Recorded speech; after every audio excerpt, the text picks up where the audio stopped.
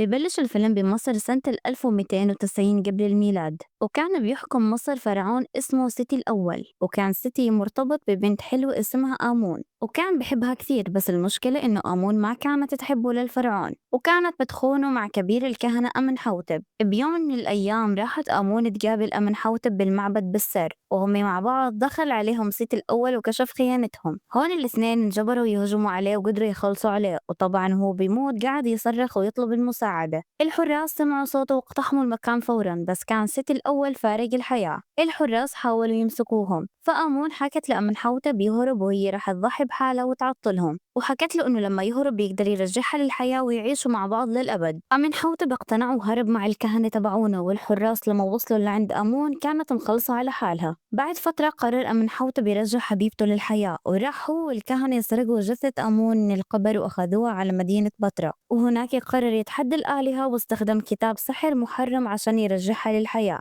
جمع أعضاء آمون وحطها ب5 جرات فخار وبلشت تقوس، وفعلا بلشت روحها تطلع من عالم الأموات، وبتكون رح ترجع للحياة مرة ثانية. بس حراس الفرعون دخلوا عليهم بآخر لحظة ومسكوا أمنحوتب قبل ما يخلص الطقوس، وبترجع روح آمون لعالم الأموات مرة ثانية. الحراس حكموا على الكهنة بالتحنيط وهم عايشين، أما أمنحوتب فحكموا عليه بأقوى لعنة مصرية، قطعوا لسانه ودفنوه بتابوت مليان حشرات بتاكل لحم البشر، ودفنوه تحت تمثال أنوبيس. وظلوا الحراس يحرسوا المكان عشان ما حد يفك اللعنة. بعد 3000 سنة، وما يكون بسنة 1920، بنشوف مجموعة من القوات الفرنسية بيحاولوا يحتلوا أرض مصرية، وما كانوا بيعرفوا إنها مدينة بطرة. بتتفاجأ القوات الفرنسية بمقاومة من أحفاد حراس الفرعون سيتي، واللي معروفين حاليا باسم الميدغاي، وبكونوا لسه ملتزمين بحماية بطرة وتابوت أمنحوتب. للحظة هاي هجموا عليهم الميدغاي، والقوات الفرنسية ما قدروا يصمدوا، والقائد تبعهم ريك أمرهم بالانسحاب. الجنود دخلوا المعبد وسكروا على حالهم وتركوا ريك برا لحاله.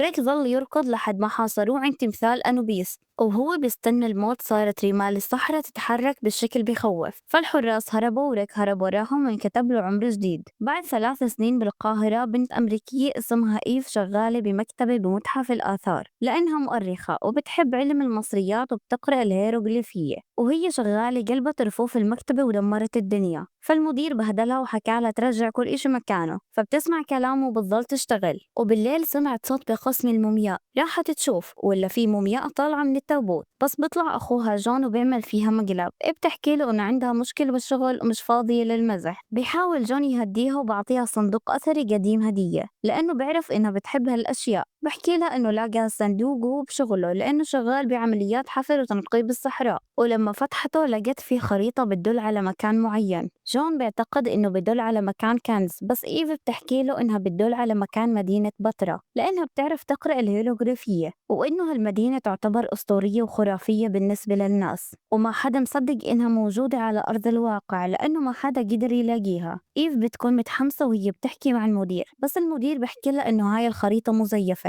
وناس في مصر بتبيعها كتذكار مش أكثر، وإنه مدينة بطرة مدينة خيالية، وإنه اللي بتحكيه كلام ما إله أي لازمة. وبمسك الخريطة وبحرقها قدامها. إيف وجون بيحاولوا يلحقوا الخريطة، بس بتكون انحرقت بالكامل، وبتضيع الفرصة من إيديهم إنهم يلاقوا المدينة. ثاني يوم حكى جون لأخته إنه رح يتصرف وأخذها لسجن في القاهرة، وبفهمها إنه كذب عليها وأخذ الصندوق من واحد مجرم بالسجن.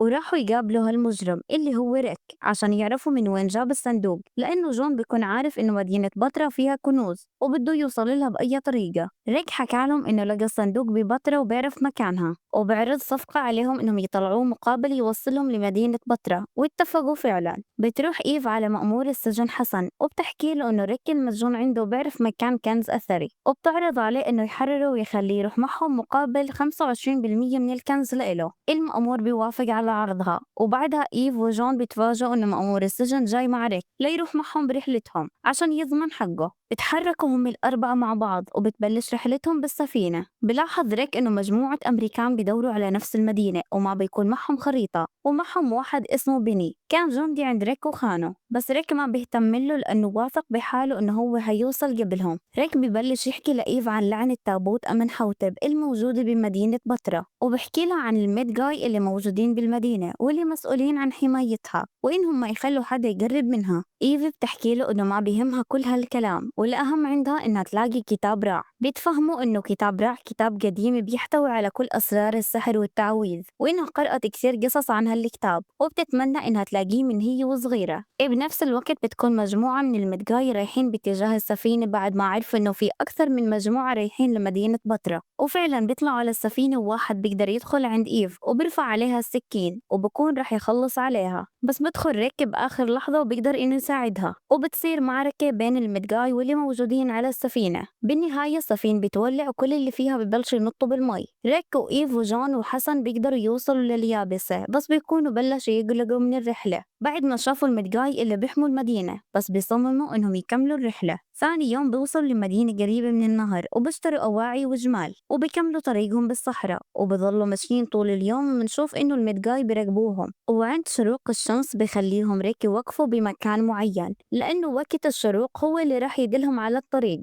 وبتفاجأ ريك إنه بيني وجماعة الأمريكان قدروا يوصلوا كمان، وأول ما طلعت الشمس ظهرت مدينة بطرة قدامهم وبركضوا باتجاهها، وكل واحد فيهم ببلش يستكشف فيها وكل واحد فيهم بدور على اللي بده إياه. ريك وإيف وجون راح يدوروا على كتاب رع، أما حسن والأمريكان راح يدوروا على الذهب. حسن بيلاقي حشرات وفكرها ذهب وحطها بشنطته، والثانيين بيلاقوا غرفة سرية وبكونوا بدهم يعرفوا شو جواتها بس برفضوا يفتحوها، وبكون في مجموعة من العمال بيخلوهم هم يفتحوها، وأول ما بيفتحوها بيطلع منها سام غاز وبموتوا العمال بسبب الغاز. والحشرات اللي أخذها حسن بتطلع وحدة فيهم عايشة وبتخترق جسمه وبتاكل أعضائه الداخلية. ريك وإيف وجون لقوا تابوت مدفون في حجرة أنوبيس وبيلاقوا قطعة مفقودة من التابوت، وبتكون القطعة هاي الصندوق اللي كان جوات الخريطة. وقبل ما يفتحوا التابوت بهجموا عليهم المدقاي وبلشوا يخلصوا على كل اللي موجودين بالمدينة. وبعد معركة ريك هدد يفجر المكان بالديناميت، فانسحب زعيم المدقاي بس حذرهم إنهم لازم يمشوا من المكان لأنه كلهم رح يموتوا. وبعد ما بيمشوا المدقاي بيقعدوا كلهم يرتاحوا من المعركة، وثاني يوم بيرجع كلهم للتنقيب والبحث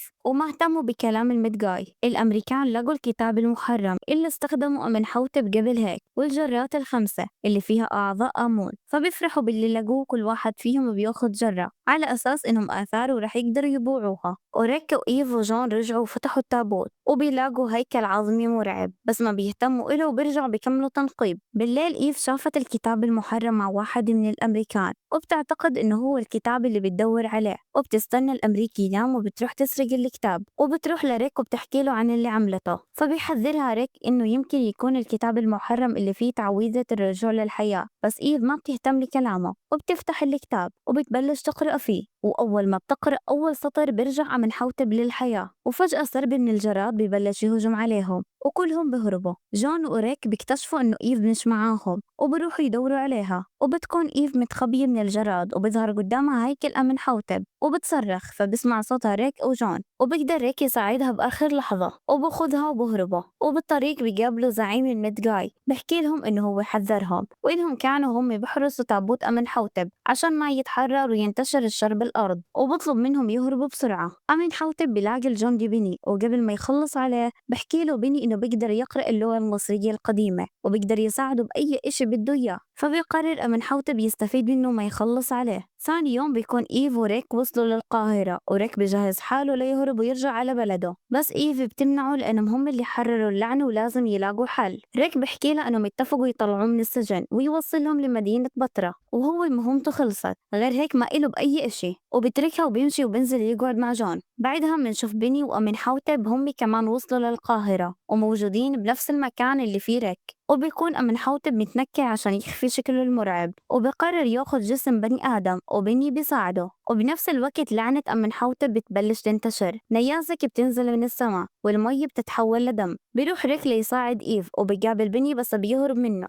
وبسمع صوت أمنحوتب بالمكان، فبيطلع مسدسه وبيروح لمصدر الصوت. بيلاقي أمنحوتب امتص جسم الشخص وبيحاول يرجع لشكله الطبيعي. بيحاول ريك يطخ عليه بس الرصاص ما بيأثر فيه، وأمنحوتب بيمسك ريك وبرميه لبعيد وبيروح لإيف وبشكرها عشان حررته من اللعنة، وبعدها بيختفي أمنحوتب. إيف بتاخد ريك وجون وبروحوا للمكتب اللي كانت بتشتغل فيها وبتروح لمديرها يمكن يساعدها. بيلاقوا زعيم الميد جاي موجود هناك، فبيعرفوا إنه مدير المكتب بيشتغل مع الميد جاي، عشان هيك كان بيمنحهم يروحوا لمدينة بطرة. فبقعدوا كلهم مع بعض، بحكي لهم زعيم الميد جاي إنه أول شغلة رح يعملها أمنحوتب هيحاول يرجع حبيبته آمون للحياة، وعشان يمنعوه لازم ياخذوا الخبز الجرات اللي فيها أعضاء آمون، وبكون الجرات مع كل واحد من الأمريكان. فبتأكدوا إنه أمنحوتب رح يطاردهم عشان يرجع الجرات، وبيلاحظوا إنه واحد من الأمريكان اللي أخذ الجرة مش معاهم. فبيروح ريك ليدور عليه، وبترك إيف مع اثنين من الأمريكان. بوصل ريك لمكان الشخص اللي معاه الجرة، وبيلاقي بني موجود، فبيعرف إنه بني بيساعد أمنحوتب وبهجم عليه، بس بشتت انتباههم صوت صراخ بالشارع. بني بضرب ريك وبهرب منه، وريك بشوف الشخص اللي معاه الجرة ميت، وبكون أمنحوتب قدر يوصله وباخذ منه الجرة، وبطلع من تمه حشرات كثيرة عشان يقدر يهرب. وبروح أمنحوتب للأمريكان اللي مع إيف، وبهجم على واحد منهم وبقدر يمتص جسمه، ومنشوف إنه قدر يراجع جزء من هيئته البشرية. وبعدها بروح لعند إيف، وبدخل من الباب على هيئة ريمال، وبيحاول يقرب من إيف، بس بوصل ريك بآخر لحظة بكون معاه بسة، وأول ما بشوفه أمنحوتب بخاف منه وبيختفي، لأنه البسس حراس العالم الآخر. بتاخدهم إيف وبروحوا كلهم لمتحف الآثار، وبتكون عرفت إنه الوسيلة الوحيدة للقضاء على أمنحوتب هي كتاب رع اللي فيه السحر الأبيض. بس فجأة بيلاقوا أمنحوتب كمان وصل للمكان، ومعاه مجموعة من الناس اللي قدر يسيطر عليهم، فبيطلعوا يركبوا السيارة وبيحاولوا يهربوا من المكان، بس جيش أمنحوتب بيلحق وراهم، وباخدوا آخر واحد أمريكي معاه الجرة، وبيخلوا السيارة تعمل حادث، وبيحاصروا إيف وجون وريك من كل مكان. وبوصل أمنحوتب بعد ما امتص جسم آخر أمريكي، وبكون رجع لشكله الطبيعي بالكامل، وبكون معاه 5 جرات، وبعرض على إيف تيجي معه، وبالمقابل رح يترك ريك وجون. وبتوافق إيف على العرض وبتمشي معه، وبكون ريك وجون مش قادرين يعملوا إشي. وبعد ما بتحرك أمنحوتب بأمر جيشه يخلصوا على ريك وجون، بس بيقدروا يهربوا منهم عن طريق مصرف بالشارع. ثاني يوم بروح ريك وجون وزعيم المدقاي لسلاح الطيران في الجيزة، وبطلبوا مساعدة من طيار هناك ليروحوا لمدينة بتراء عشان يساعدوا إيف، والطيار بيساعدهم وبوديهم لهناك. ولما بوصل لمدينة بتراء بحس أمنحوتب بوجودهم، فبيبعث جنوده للحياة مرة ثانية، وبروحوا يهجم على ريك وجون وزعيم المدقاي، وبدخلوا بمعركة مع بعض، وبفجر ريك الكهنة بإصبع ديناميت. وبهالوقت بيكون أمنحوتب جمع الجرات اللي فيها أعضاء آمون، وبنكتشف إنه هو كان بده إيف عشان يضحي فيها ويرجع حبيبته آمون. ومنشوف بعدها أمنحوتب هو بنفذ كل الطقوس، وبكون رح يخلص على إيف، بس بدخل أخو إيف جون، وبكون معاه كتاب راع اللي رح يقدر يخلصوا على أمنحوتب فيه،